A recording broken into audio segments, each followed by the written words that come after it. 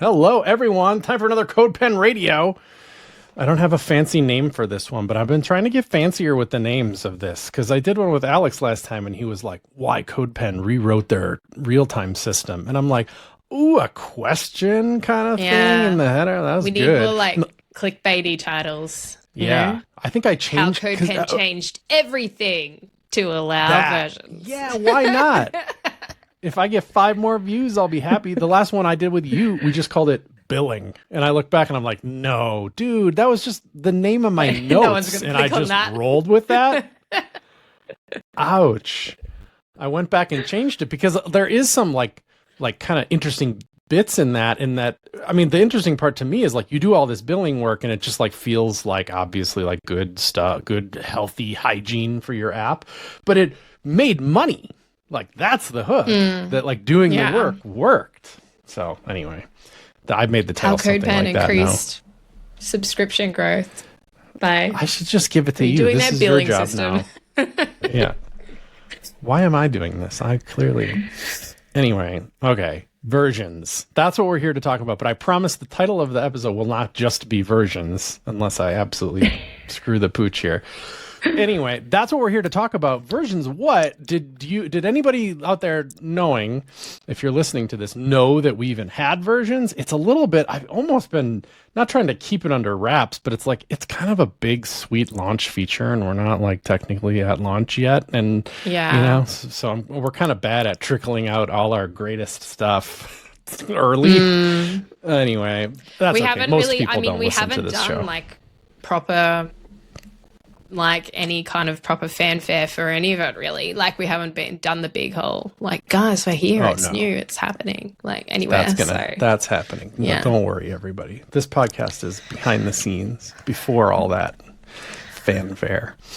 But anyway, versions are here. They are in our 2.0 editor. So if you've been listening to the show, we're pretty much, you know, like we talk about all things CodePen, but obviously on all our minds is the new editor because that's where all of our time and attention is going. And CodePen's great bet as a company is that this editor is better and serves us in the future for many reasons. And so when we were building it, even in the early days of sketching out all the stuff that we wanted this thing to be able to do and have, this was definitely on the list. And it was definitely on the list because of you, of people who use CodePen. Some people just assumed we would have something like that. Like, oh, I screwed something up. Can I just like go back? And we're like, go back? What? Weird face, you know? Yeah, but obviously developers are very used to going back.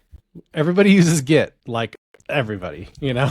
So you can just go back in Git. So why can't you just go back in CodePen? Well, we just didn't architect it that way, but it would be kind of a lost data situation. Not our fault. You wrote over it and screwed something up or something. But yeah, we so much wanted to be able to offer that to users. Marie, probably more than anybody. Yeah, why don't we have this feature? I think it comes up fairly frequently in support. Like, oh, I was working on this thing and then I accidentally opened it up in another tab and saved over something I had before and now it's gone. Yeah. Can I get it back? Like people would ask that.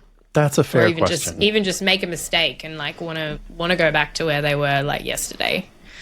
Yeah. So this is a user-driven feature, but you know, and then you know, another kind of just way to frame this though is that like why is 2.0 such a big deal to us? And it's because it really is like a complete rewrite, and one of the reasons it's a complete rewrite is because this architecture is super different than the old one. So we can get into that, but I think that's important is that like these 2.0 features aren't just things that we could just like, you know, smoosh on to the old editor and call it 2.0. So to us, it just feels bigger because this is all new. Yeah, well, I mean, I think the versioning along with the compiler is like they're like the biggest deal things about the new editor. Like the most exciting things about the new editor is this version infrastructure and feature and the compiler itself because you're right on. And they're kind of the hardest to talk about because they're like they're just so intrinsically built into everything that's going to be on our job to to talk about the powers of them. But it's different because it's kind of like, what does users need in the moment? Well, I don't know. They just want to make their pen private or whatever. And we need to like very much lean into those user needs too. But anyway. But we already had privacy. So I think these two things are like the biggest. I mean, we've definitely improved our privacy to make it way cooler. But like, yeah, I feel like in terms of what's amazing about the new editor, it's the compiler and the versioning, for sure. There's a bit of like weird old, not trivia, but sort of trivia is that like way before you, probably even your time, when it's just like Tim and Alex and I, we had versions for a little while. Like it was a shipped feature. Yeah, editor? In the old 1.0 editor. But the architecture of it was just like, it was just like a column on the pen that was like version 2. And then it was just another, but it was another whole entry in the pens table. Was it like another record of the same pen kind of thing? Yep. It was just another pen. Each version just was a pen. Yeah. But I don't know what tied them together, like, because they obviously didn't all have the same ID. So I think if it was a version other than one, it probably had a foreign key or something that pointed to the back of the original. Linking them to each other. Yeah. And the way that it expressed itself in the UI was just a select menu in the footer. So you just hit the select menu and it opened up. And it wasn't on each save. You had to explicitly ask for them and stuff. But it was one of those things where we are so young and didn't even know what, not that we didn't know what we were doing, but we didn't know like the implications of it became so complicated that eventually we just dropped it. And it was how were you to know that like you would end up with so many users and pens that that pen table would become problematic, like it was like that pen table became so big and it was sort of just built, think it's the same pen tables we have today. Help with scale. It's like we had to do a lot, like we had to change to Postgres and we had to do all these other things to be able to use that table because it's so large. So large. Yeah, literally is still the pens table. But in the 1.0 editor, I guess, is that what we're calling classic editor is the better term. Yeah. That we just put the data right in the database, which is sort of fine, right? There's like an HTML column and a CSS column and a JS column, and you put the text in there, and that's how that works. That is, it's still the pens table for the 2.0 editor, that was a smart move probably, but it doesn't store pen content in that way. So what were we, I don't know, describe to me the new way that pens are thought about and how that facilitates versions, I guess. Yes. So a 2.0 pen is still a pen record in the pens table, but it is so we have a couple of some new tables. So we have like a pen versions table, and those pen versions link back to the pen. So we're no longer sticking HTML, CSS, JS in the pen record. Those are empty for new pens. And then we have a pen versions table which has all of the files belonging to a pen, and that's the source files and the dist files that are built after the pen is built. That's a cool move by us, because then when you load up the pen, the dist files are already in there, so it loads, and you can see what's up. It's not like, I have to rebuild everything. You didn't, because to serve fast previews, like it, unlike the old pen editor, which I think literally like builds and generates the pen every time you view it. We cache the preview, we cache the output basically, and like save the output. So it's like straight away you get a preview. You don't have to build every time because that would be crazy. And then so you have a pen versions table, and each of those have what we call a manifest, which is basically a list of all the files in the pen.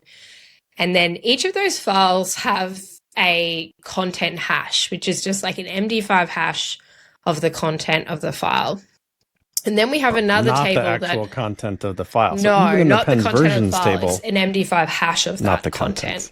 Yeah. And then we have another table called pen file contents, which stores all of the contents of all of the new pens, but it's like one record per content with a hash associated to it.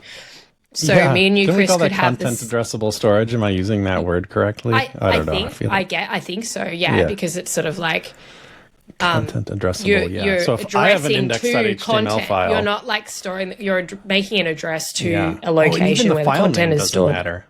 So if anybody has a file that has a smiley face in it, and you have 5 of us have a file with a smiley face in it, could be named anything. there's only one storage of that. They're all pointing to the same pen file content record. So efficient for forks. It's so efficient for the templates we have and the default template. It's just very efficient data-wise. Yes, it is. And it scales better than, like, we have millions of pens, right? And,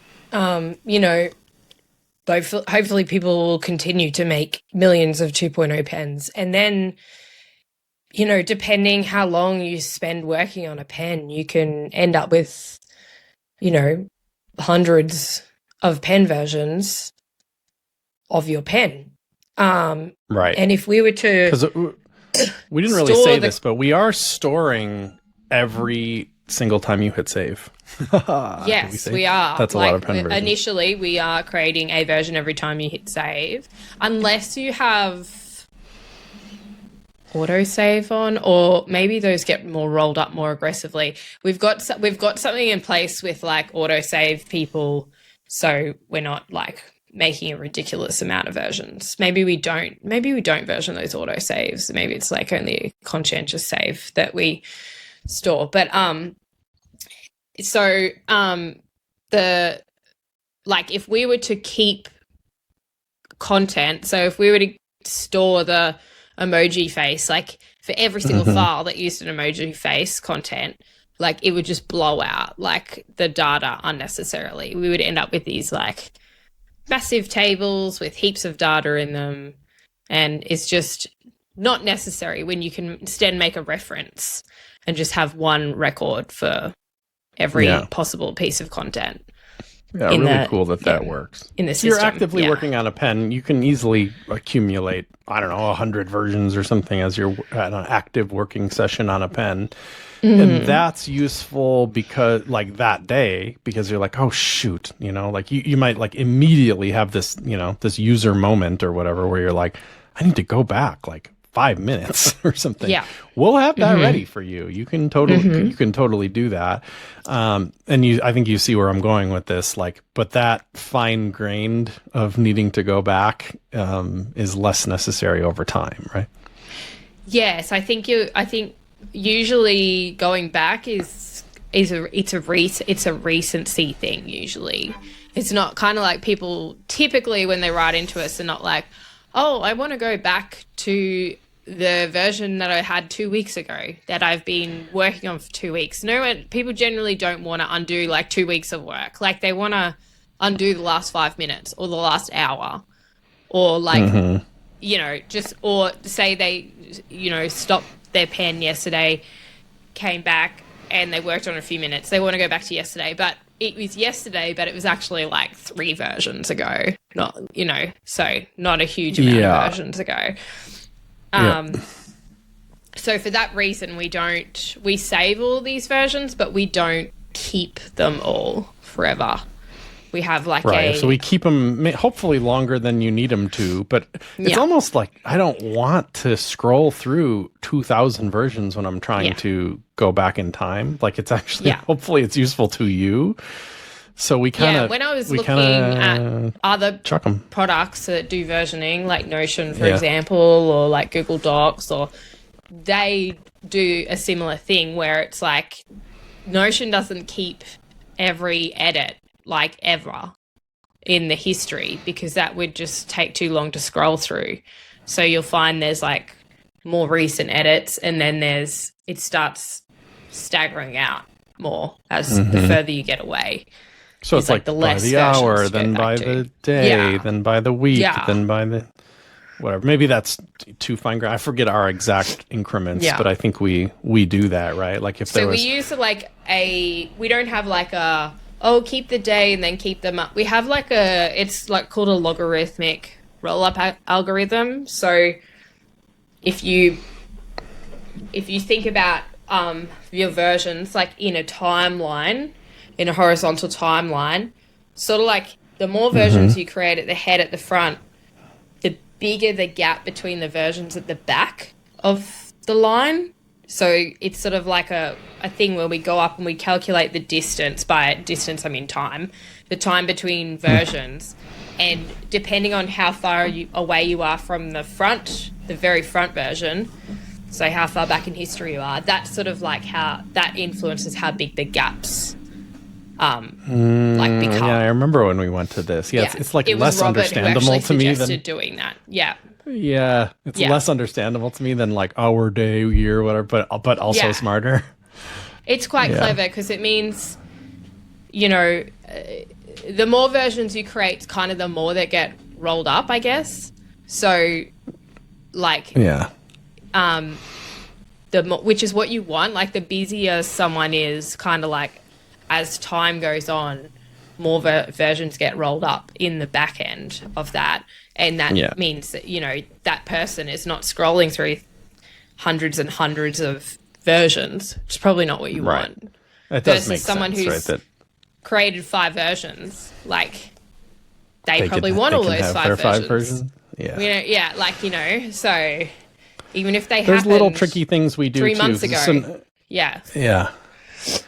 To us, like, internally, this is like had to be really, like, going back to the architecture thing a little bit, like the pen version in some way of thinking about it is almost like more important than the pen or something. Like the pen version is like everything, like the cache and everything that is the content of the pen. And like with this new system, it's good. It's a fit, like it scales well, but there is more complexity involved. Like you've suddenly got all these relationships between pieces of data, and you have to like ensure that you don't accidentally delete one, for example, or like fail to save one. Yeah, what if you rolled up the version? Roll up, by the way, meaning like the ones that we're choosing to delete.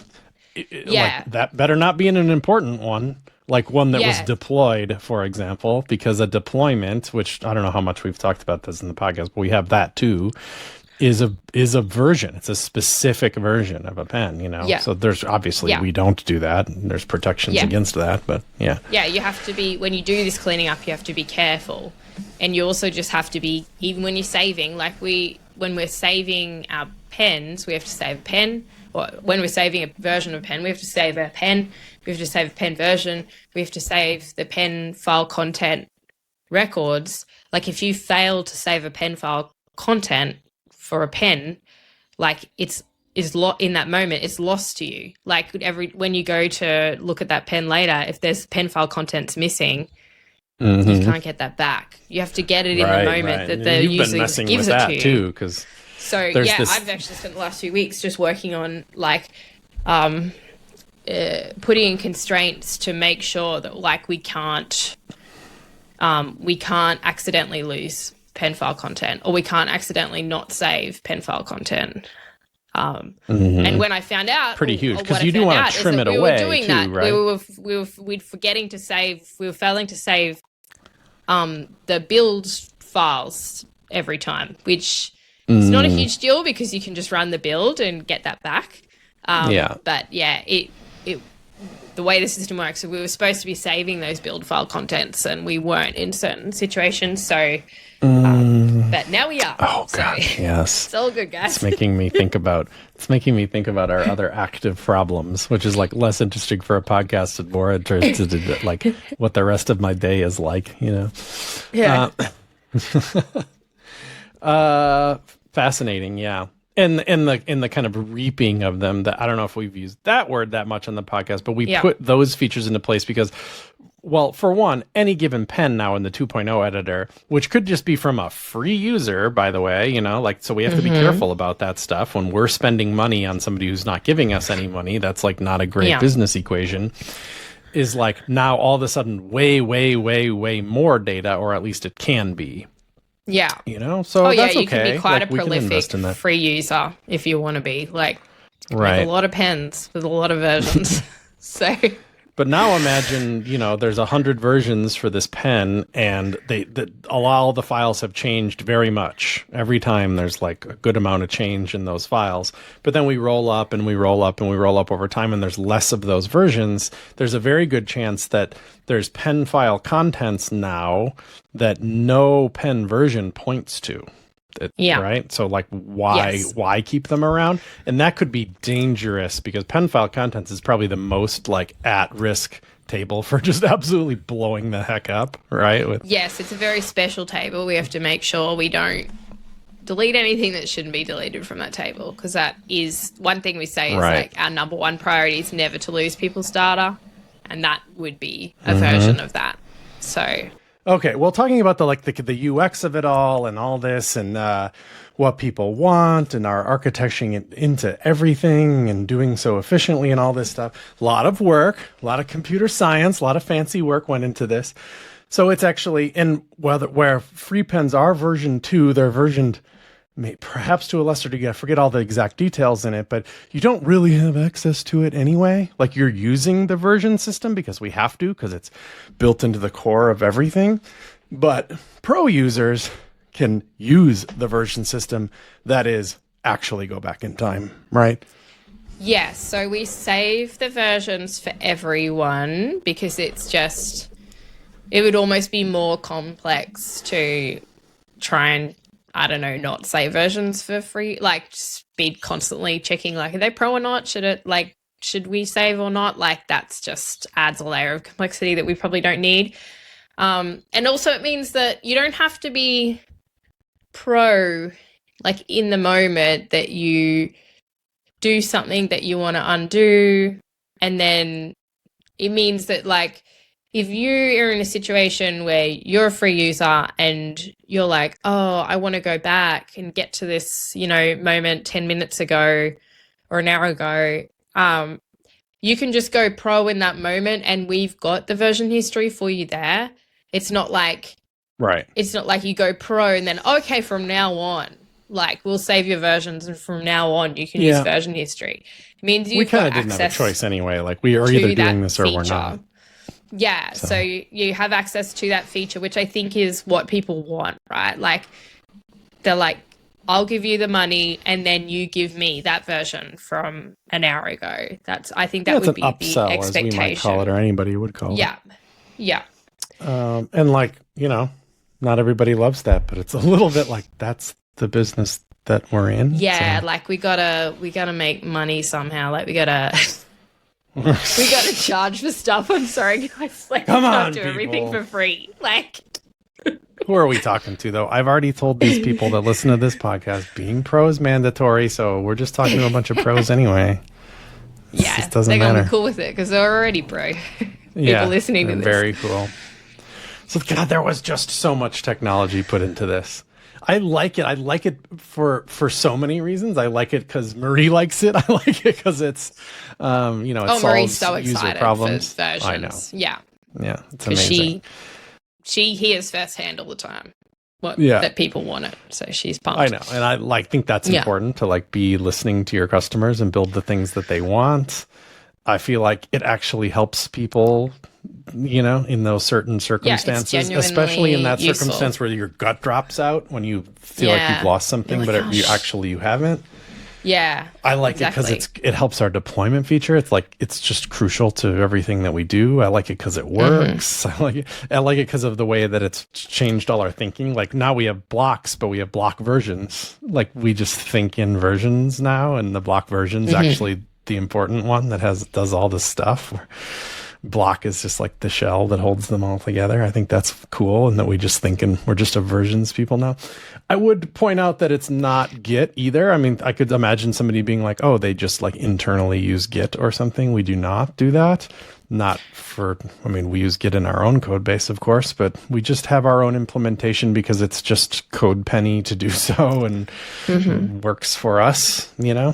So that's not to say that at the moment, the feature itself, the ability to roll back, it's quite simple. Like it's like, oh, you can go have a look at what the version of your pen looked like previously. You can look at the code, you can look at the preview of it, and you can choose to it's actually, instead of rolling back, it's sort of like a replay. Like what you're doing is you're taking that version and you're stacking it on the top, so it becomes the latest version, rather than, because Git, when you move back in Git history, it's sort of like, if you're going to revert, for example, they ask you, what do you want to do with all the stuff that happened along the way? Do you want to keep it in, like, keep a soft copy? Do you want to delete it? Do you want to? So, like, we're not actually doing that. We're not taking you back in history. All we're doing is, if, like, it'd be the same as Git, for example, to, like, take an entire commit and then just whack it, like, redo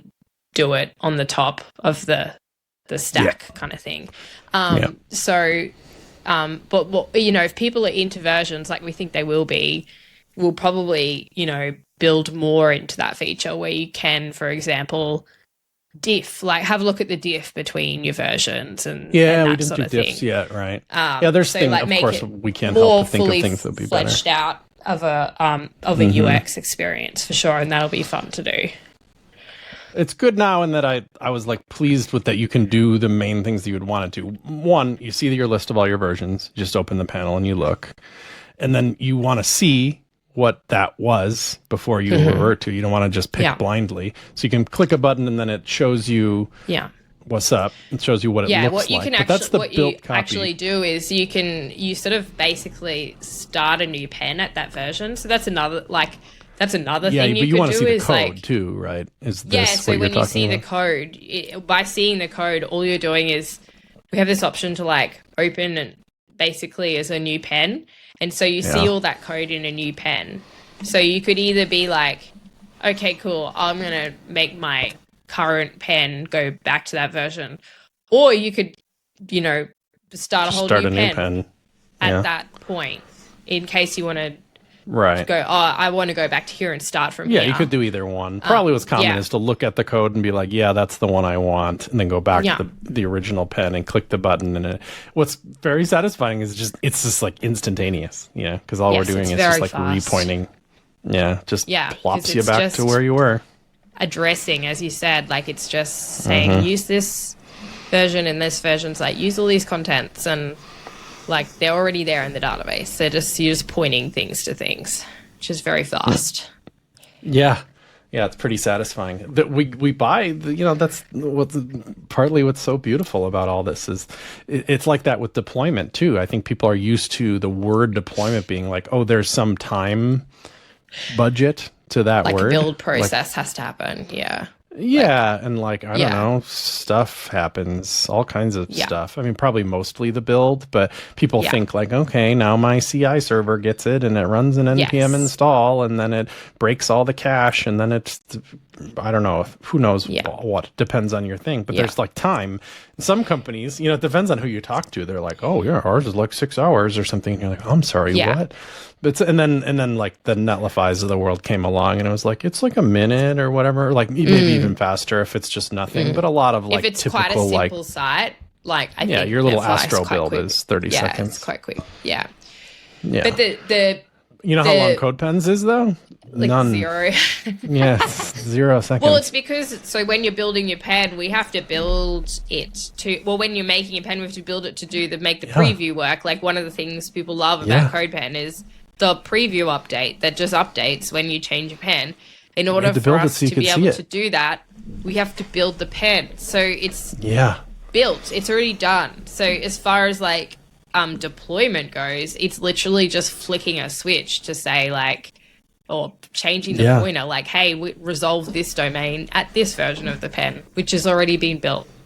So it's like instantaneous. Yeah. I really like how it lines up incentives. That's a great Alex thing, is that I don't think companies are, I'm not trying to accuse anybody, but you could see the incentive for a company that charges by build time, like how much compute are you using?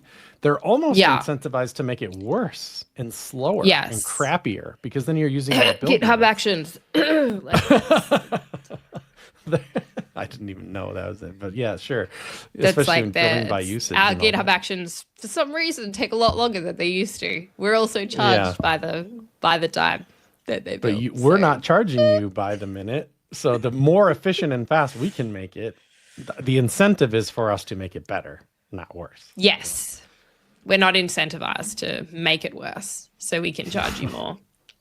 Yeah, it's just nice internally to have that kind of alignment. Not just like, I'm sure most companies are like most of their employees and everybody involved are trying to make their product better in all ways. I like don't usually doubt that.